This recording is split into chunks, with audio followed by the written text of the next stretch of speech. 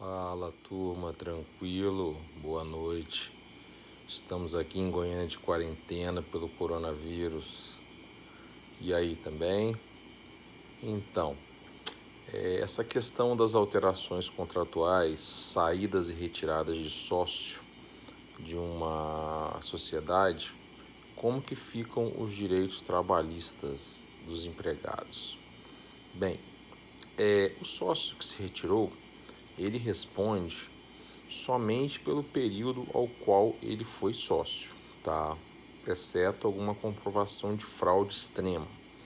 Então, um sócio que se retirou responde pelos créditos trabalhistas aos quais ele deveria ter arcado no período que era proprietário dessa empresa. Todavia, o que ocorre? É preciso que o empregado ajuize essa ação num período bienal de até 2 anos, a contar da averbação da retirada da sociedade. E essa averbação, se for uma sociedade empresarial, nós estamos falando da averbação na junta comercial. Isso está previsto nos artigos 10 e 10A da CLT, que é um artigo novo com a reforma. Eu não estou falando do prazo de 2 anos após a extinção do contrato de trabalho. Não é esse prazo prescricional, tá? É um outro tipo de prazo que eu entendo como decadencial. Bem, e como que é essa responsabilidade? É uma responsabilidade, num primeiro momento, subsidiária. Primeiro responde o capital da empresa, depois os sócios remanescentes atuais, mesmo que sejam sócios novos, que não eram sócios na época que esse empregado trabalhava, por exemplo, tá? E, por fim, o sócio que se retirou dentro desse período de 2 anos. Exceto se ficar comprovada a fraude, aí todos respondem solidariamente, todos os sócios.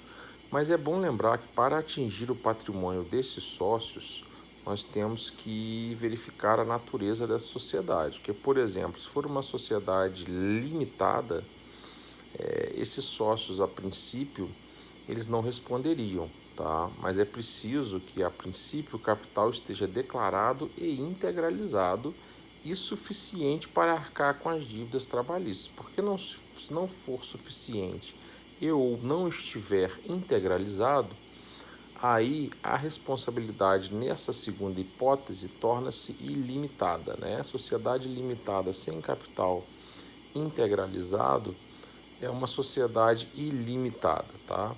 E a sociedade limitada com capital declarado e integralizado tem que ser suficiente para arcar com as dívidas trabalhistas, senão a gente pode suscitar a desconsideração da personalidade jurídica previstas nos artigos 28 do CDC, 50 do CC e 855-A, salvo engano, quanto a este último da CLT, que é um artigo novo da reforma.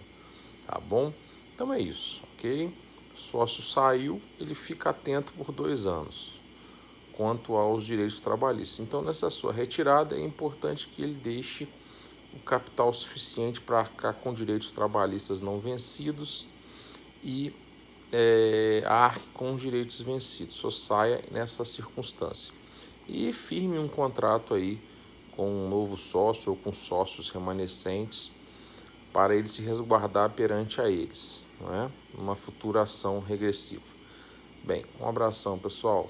Boa noite.